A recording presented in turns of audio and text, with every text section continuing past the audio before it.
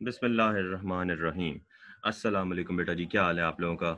I hope आप लोग सब खैर खैरियत से होंगे अपने घरों पे।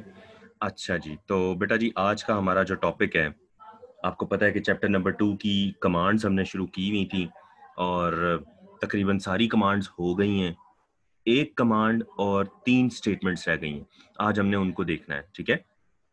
ये एक कमांड मैंने खुद छोड़ी थी जानबूझकर क्योंकि इसका ताल्लुक जो है एक स्टेटमेंट के साथ है, ठीक है?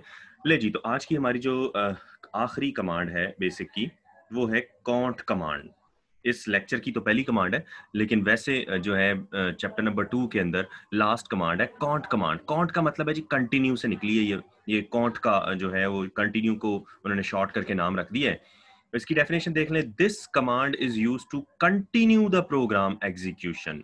प्रोग्राम की एग्जीक्यूशन को चलाने के लिए, जारी रखने के लिए इस्तेमाल होती है। अब सवाल ये है कि जारी तो पहले भी हो जाती है, हम रन करें तो हो जाती है, लेकिन इसमें एक छोटी सी मसला है कि आफ्टर अ ब्रेक यानी आर्जी तौर पर अगर आपने प्रोग्राम के अंदर पास किया हुआ है तो उसको चलाने के लिए कॉन्ट कमांड इस्तेमाल होती है। तो इसको समझाऊंगा मैं आगे जब स्टॉप स्टेटमेंट के साथ बेसिकली ये यूज होती है। जब हम उसको करेंगे तो मैं आपको प्रैक्टिकली इन दोनों का यूज बताऊंगा, ठीक है?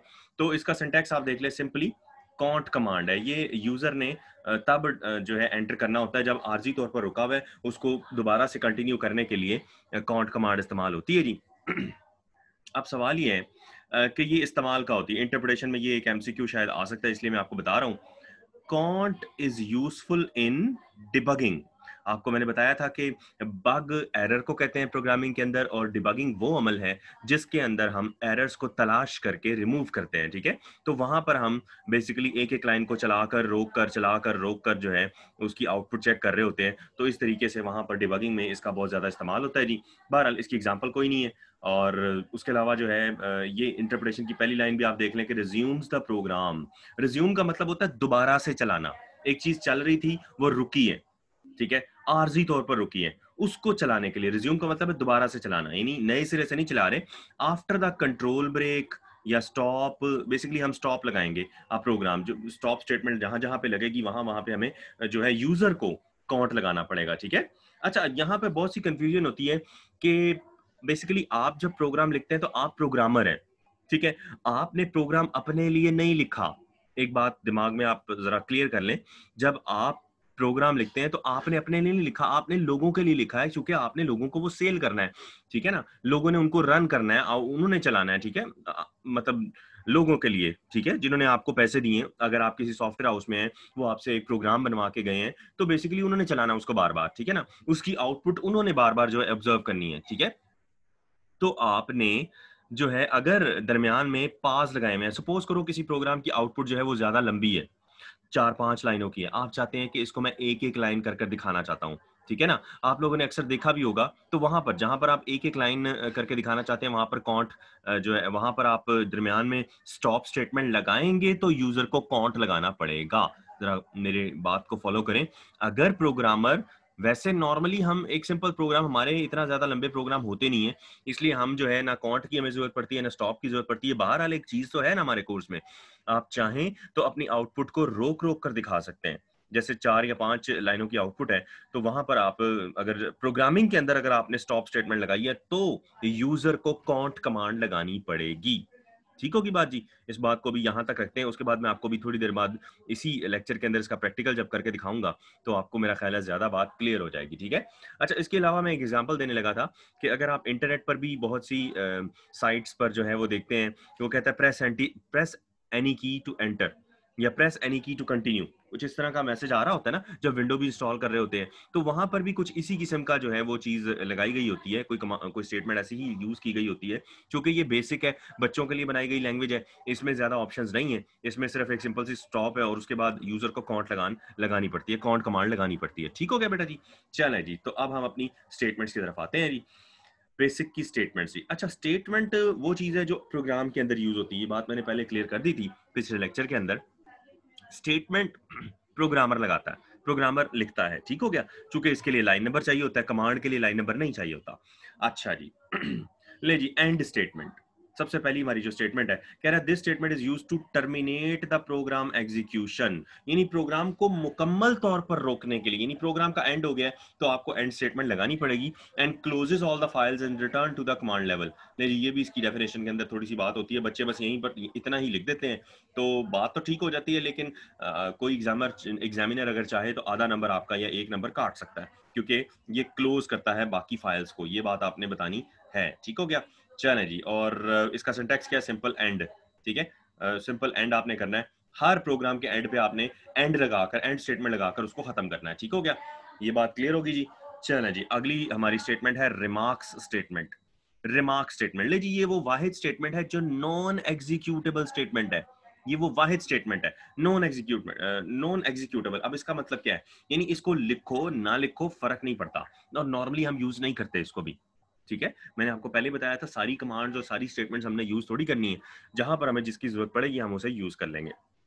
अच्छा जी, अब ये कहाँ इस्तेमाल होती है, रिमार्क्स स्टेटमेंट, या इसको कमेंट्स भी कहते हैं। अगली लैंग्वेजेस में ना जो आप आगे पढ़ेंगे, सी प्लस प्लस, जावा, उनमें जो है रिमार्क्स का नाम चेंज करके कमेंट्स जो है वो कर दिया गया है। अच्छा जी, ये ना प्रोग्रामर अपनी याद दहानी के लिए मुख्तलिफ लाइनें, एक मतलब नोट दे देता है कि यार यहाँ से लेकर यहाँ तक इस कोड में मैंने ये किया है, इसमें ये किया, इसमें ये किया। अगर आपने प्रॉपर जो है कमेंट्स या रिमार्क्स दिए होंगे प्रोग्राम के अंदर, तो अगर सपोज करें कुछ अरसे के बाद आपको अपना ही प्रोग्राम जो है वो डिबग करना पड़ जाए तो आसान हो जाता है, किसी के लिए भी आसान हो जाता है, आपके लिए भी आसान हो जाता है, क्योंकि आपने रिमार्क्स दिए हुए, यानी यहाँ पर ये हो रहा है, इस पोर्शन में ये हो रहा है, अगर आपने ये बात बताई हुई है तो वो जरा इजीली जो है उसको डिबग करना बहुत आसान हो जाता है, अदरवाइज जो है बहुत मुश्किल हो जाता है, ठीक है। So this is a non executable statement and is used to add explanatory remarks in the program, ठीक है। इसके दो सिंटैक्स हैं, REM, और आप आगे देख सकते हैं बड़ी ब्रैकेट के अंदर है, और मैंने आपको बताया जो भी चीज बड़ी ब्रैकेट में होती है रिमार्क्स, यानी कि वो ऑप्शनल होते हैं, ठीक है। और REM की बजाय आप ये ऊपर वाला कॉमा भी यूज कर सकते हैं, और उसके बाद जो भी आप जुमला लिखना चाहें वो आप लिख सकते हैं, ठीक हो गया। तो ये अपोस्ट्रोफे भी यूज होता है REM की बजाय, ठीक है। चलें जी, एक प्रोग्राम बना के उसने आपको समझाने की कोशिश की है, जरा गौर करें। लाइन नंबर 10 पर उसने क्या किया, मैंने आपको बताया था कि जब भी हम प्रोग्रामिंग करते हैं तो लाइन नंबर लिखने होते हैं लाजमी तौर पर, उसके लिए ऑटो कमांड हम यूज करते हैं। उसने भी ऑटो लगाई हुई, ऑटोमेटिकली 10 20 30 का लाइन नंबर आया हुआ है। एग्जांपल आपको दे रहा है जी, कह रहा है जी रिमार्क्स। अब ये प्रोग्राम क्या है, हमें नहीं पता ये क्या है, ठीक है ना। प्रोग्राम बनाने से पहले हमें पता तो होना चाहिए कि प्रोग्राम में होगा क्या, तो हमें नहीं पता। वो देखो प्रोग्राम के अंदर ही हमें बात समझाने की कोशिश कर रहा है। रिमार्क्स स्पेस देके उसने लिखा है, वो आपको एक जुमला बता रहा है, this program calculates the average of two numbers, ठीक हो गया ना।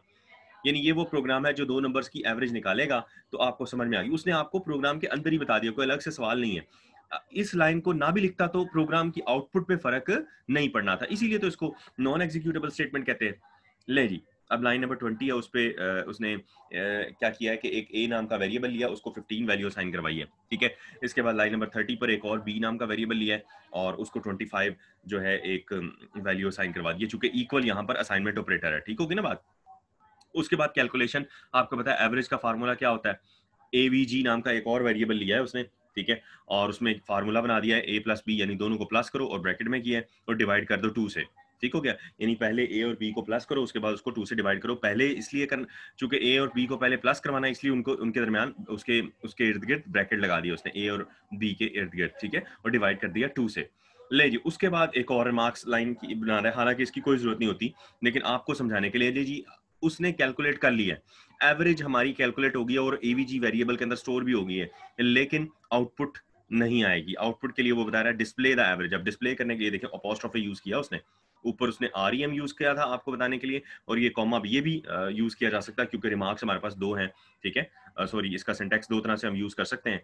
तो रिमार्क्स देने के लिए ऊपर वाला कॉमा, इसको अपोस्ट्रोफी कहते हैं, ये भी यूज किया जा सकता है। ले जी, डिस्प्ले द एवरेज, और उसने एक जुमला दे दिया कि अब जो मैं लाइन बनाने लगा हूं उसकी मदद से हमें आउटपुट मिलेगी, ठीक हो गया। चलें जी, प्रिंट प्रिंट स्टेटमेंट है जी। प्रिंट एक ऐसी स्टेटमेंट है जिसकी मदद से आउटपुट आती है, क्या है कैसे यूज करनी है आगे तफसील से आ जाएगा इसके बारे में, ठीक है। ले जी, उसके बाद एक बात याद रखें, प्रिंट स्टेटमेंट में जो भी चीज आप डबल कोट्स में लिखते हैं वो एज इट इज स्क्रीन पर छप जाती है। ले जी, डबल कोट्स में उसने लिखा एवरेज इक्वल, ठीक हो गया, और उसके बाद डबल कोट्स बंद कर दिया और सेमीकोलन जो है लगा दिया साथ में, और उसके बाद जिसमें वैल्यू आपकी कैलकुलेट होकर पड़ी हुई है वो एवीजी नाम का वेरिएबल, ये वाला, ठीक है, तो वो उसने साथ में कॉमा लगा के उस वेरिएबल का नाम दे दिया, ठीक है, और एंड कर दिया। ये एक सिंपल सा प्रोग्राम है, जब इसको रन करेंगे तो आपके सामने आउटपुट आ जाएगी, ठीक है। ले जी, इन दिस प्रोग्राम बताना वो चाह रहा है आउटपुट जो है वो हमारी यहाँ पर ज्यादा मैटर नहीं करती, क्योंकि यहाँ पर हम रिमार्क्स जो है उसको पढ़ रहे हैं। ये रिमार्क स्टेटमेंट्स जो है उस हमने लगाई है दो जगह पर, लाइन नंबर 10 और लाइन नंबर 50 पर। वो यही बता रहा है in this program line number 10 and 50 are non executable statement, the basic interpreter does nothing, कुछ भी नहीं करेगा वो इन लाइनों पे, to these lines they are not translated, इनको ट्रांसलेट ही नहीं करेगा, इनको लिखने ना लिखने से कोई फर्क नहीं पड़ता। सो कह रहा जी कि आप रिमार्क्स जो है सिर्फ प्रोग्रामर ने अपनी सहूलत के लिए, अपने आप को समझाने के लिए दिए थे, ठीक है। ठीक है बेटा जी, कोई मसला, एनी प्रॉब्लम? रिमार्क स्टेटमेंट हमारी क्लियर हो गई है, ओके। ले जी बेटा जी, तो रिमार्क स्टेटमेंट तो हमारी क्लियर हो गई थी, ठीक हो गया। तो अगली स्टेटमेंट है हमारे पास स्टॉप स्टेटमेंट, ठीक है। ये बड़ी इंपॉर्टेंट स्टेटमेंट है। मैंने आपको बताया था कि अगर किसी प्रोग्राम की आउटपुट मल्टीपल लाइंस पर आ रही है तो उसके लिए क्या करना पड़ेगा आपको, और अगर आप चाहते हैं कि उसको रोक रोक कर दिखाना चाहते हैं, ये नहीं चाहते कि मतलब कि डायरेक्ट ही 4-5 लाइनें डायरेक्ट आउटपुट पे आ जाए, तो अगर आप इस चीज को अवॉइड करना चाहते हैं, एक एक करके भेजना चाहते हैं, तो वहां पे आपको प्रोग्राम के अंदर जगह जगह स्टॉप स्टेटमेंट लगानी पड़ेगी, ठीक हो गया। ले जी, this statement is used to terminate the program execution temporarily, आरजी तौर पर आप इसको रोकते हैं, ठीक है, and return to the command level, और कमांड लेवल पर भेज देते हैं अपने जो है यूजर को, या जो भी आउटपुट वो ले रहा होता है।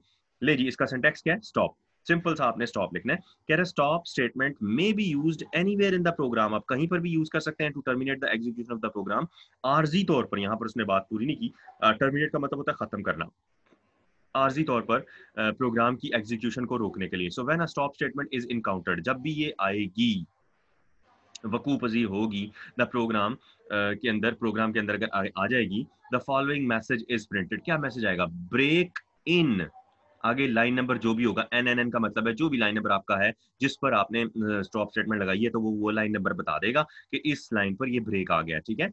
अच्छा जी, अब अक्सर एक शॉर्ट क्वेश्चन आ जाता होता है कि स्टॉप और एंड स्टेटमेंट में क्या फर्क है, ठीक है। तो बहुत बड़ा फर्क है जी। ये एक लाइन नीचे आ रही है जी, कह रहे unlike the end statement, unlike का मतलब होता है कि उलट, यानी एंड स्टेटमेंट के उलट, उसके बरअक्स, stop statement does not close all the files. अच्छा, एक तो फर्क ये है कि स्टॉप स्टेटमेंट को बाकी सारी फाइलें जो भी आपने डाटा फाइल्स अगर खोली हुई हैं उनको क्लोज नहीं करता, एंड स्टेटमेंट करती है, एक फर्क हो गया। दूसरा फर्क ये हो गया कि एंड स्टेटमेंट तो परमानेंटली जो है प्रोग्राम को की एग्जीक्यूशन को रोक देती है, उसके बाद तो प्रोग्राम ही फिनिश हो जाता है। लेकिन स्टॉप स्टेटमेंट हम आरजी तौर पर रोकने के लिए लगाते हैं, क्योंकि उसके बाद और लाइनें होती हैं और स्टेटमेंट्स होती हैं, ठीक है।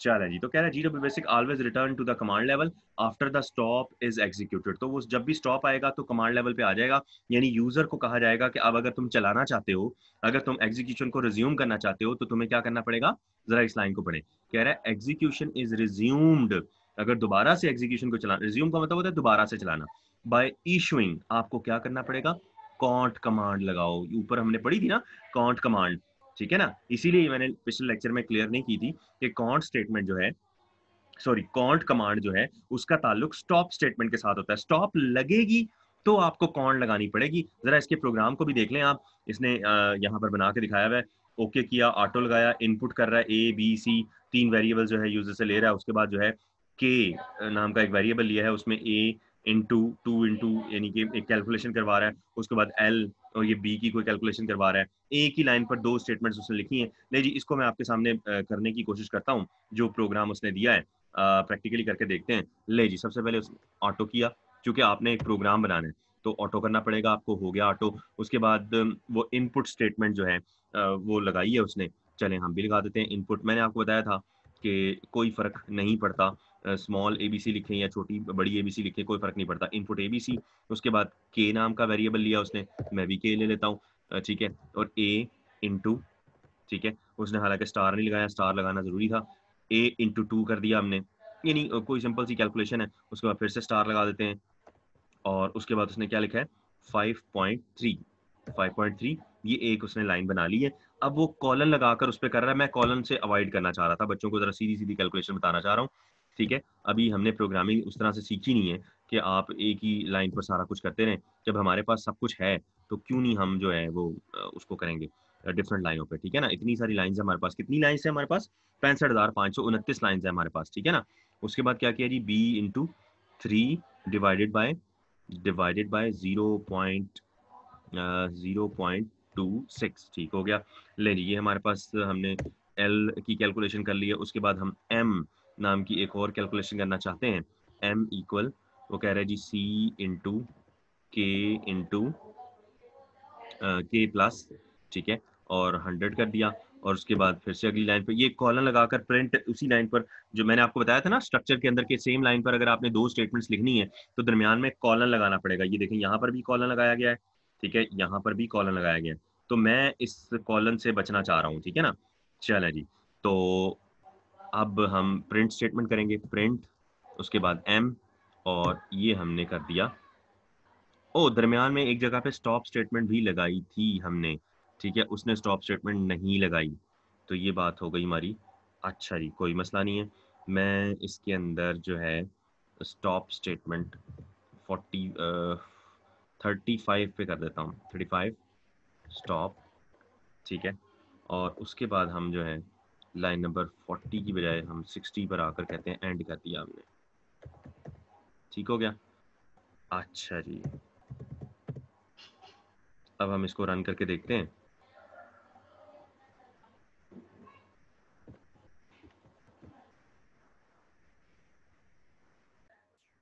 जी बेटा जी, तो प्रोग्राम मैंने लिख लिया है बेसिक के अंदर, ठीक है।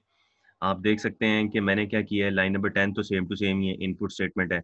लाइन नंबर 20 पर के की कैलकुलेशन की गई है, और लाइन नंबर 30 पर एल की। मैंने उसने क्या किया है, 20 के ऊपर ही के और एल की कैलकुलेशन की, दरमियान में कॉलन लगाकर, जो मैंने हाईलाइट भी किया हुआ है। कॉलन से बचने के लिए मैंने क्या किया है, दोनों को अलग अलग किया, और लाइन नंबर 40 पर मैंने स्टॉप स्टेटमेंट लगा दी है, ठीक है, यानी ब्रेक लगाया आर्जी तौर पर। ये आप देख सकते हैं लाइन नंबर 40 पर उसने लगाया 30 पर, ठीक है। और उसके बाद 50 पर वही कैलकुलेशन जो उसने की, और फिर उसने 40 पर फिर दो लाइनें लिखी है मैंने। 50 के बाद 60 पर वो प्रिंट स्टेटमेंट लगाई है एम की, ठीक है। अभी ये क्या है, क्यों है, ये सारी बातें आपको आगे क्लियर होंगी, प्रिंट स्टेटमेंट से क्या हो रहा है, बाकी ये कैलकुलेशन क्यों है। हमने यहाँ पर समझना है सिर्फ और सिर्फ स्टॉप और काउंट स्टेटमेंट का जो काम है वो देखना है। काउंट कमांड और स्टॉप स्टेटमेंट जो है उसका वर्क देखना है, ठीक है। ले जी, हमारे सामने प्रोग्राम आ गया। अब हम क्या करने जा रहे हैं, इसको मैं रन करने लगा हूँ जी, ठीक है। रन करने के लिए मैंने आपको बताया था शॉर्टकट की क्या है, क्या है शॉर्टकट की, F2। जरा गौर करें, रन किया मैंने तो मेरे सामने क्वेश्चन मार्क आ गया, क्योंकि इनपुट स्टेटमेंट लाइन नंबर 10 पर इनपुट स्टेटमेंट लगी हुई है। उसका मतलब क्या है कि वो आपसे मांग रहा है, क्वेश्चन मार्क का मतलब क्या है, मांगना, सवाल करना। वो आपसे तीन वैल्यूज मांग रहा है, ए बी और सी के लिए। आप कोई सी भी वैल्यू दे सकते हैं, 3 4 5 दे दी मैंने कॉमा लगा के, चूंकि उसने कॉमा लगा कर ही आपने बनाया उसको। ले जी, जैसे ही मैं एंटर करूंगा, मैंने तीन कोई सी वैल्यूज आप दे सकते हैं, उसके मुताबिक कैलकुलेशन होने लगी। ले जी, जैसे ही मैंने किया तो उसने आउटपुट नहीं दी, उसने कहा ब्रेक इन लाइन नंबर 40। जैसा कि ये आप देख सकते हैं यहाँ पर break in line number N N N दिया गया था। यहाँ पर चूंकि 40 पर मैंने स्टॉप लगाया था तो उसने 40 दे दिया, जबकि यहाँ पर क्या आया था, ब्रेक इन 30, चूंकि उसने, किताब वाले ने स्टॉप स्टेटमेंट कहाँ लगाई है, 30 पर। तो जिस लाइन पर भी आपने लाइन नंबर पर आप स्टॉप स्टेटमेंट लगाएंगे वो बता देगा वहां पर, ठीक है। अच्छा जी, तो अब मैंने कमांड लगानी है, क्या कमांड लगानी है, कॉन्ट कमांड लगानी है। ले जी, तो कौन CONT कॉन्ट लिखकर मैंने एंटर किया, मेरी आउटपुट आपके सामने आ गई। गौर से देख लें कि 259 मेरी आउटपुट आ चुकी है, ठीक है। उसकी कैलकुलेशन के मुताबिक उसकी आउटपुट जो है वो कुछ और आ रही है, मे बी वैल्यूज का क्योंकि मैंने वैल्यूज कुछ और दी हैं। उसने 1 2 3 दी थी ABC की वैल्यू, और मैंने क्या दी थी, 3 4 5, ठीक है। तो अपनी कैलकुलेशन के मुताबिक आपकी आउटपुट आ गई। तो ये आपने देखा बेटा जी, जहां पर भी आपने स्टॉप स्टेटमेंट वहां लगाई, जहां देखो ना मल्टीपल लाइन पर इसकी जो है आउटपुट आनी थी। एक तो प्रिंट स्टेटमेंट आपने यहाँ पे लगाई हुई है एम पर, और ये दूसरे जो है आपको इनपुट स्टेटमेंट के जरिए वैल्यूज लेनी थी। तो उसने रोक कर पहले उसने आपसे इनपुट ली, आपने 3 4 5 एंटर की, और उसके बाद जो है आपको दोबारा उसने कहा कि अब आप आउटपुट लेना चाहते हैं तो काउंट स्टेटमेंट लगाएं। ब्रेक का मतलब यही है, यानी उसने स्टॉप स्टेटमेंट लगाई है, और अब ये एग्जीक्यूशन कब चलेगी, जब मैंने काउंट कमांड लगाई। ठीक हो गया बेटा जी। तो मेरा ख्याल है आज का लेक्चर आपको समझ में आ गया होगा। आई थिंक अगर कोई सवाल हो इसके हवाले से आपको, तो आप पूछ सकते हैं। ठीक हो गया बेटा जी, अपना बहुत ख्याल रखिएगा। अल्लाह हाफिज।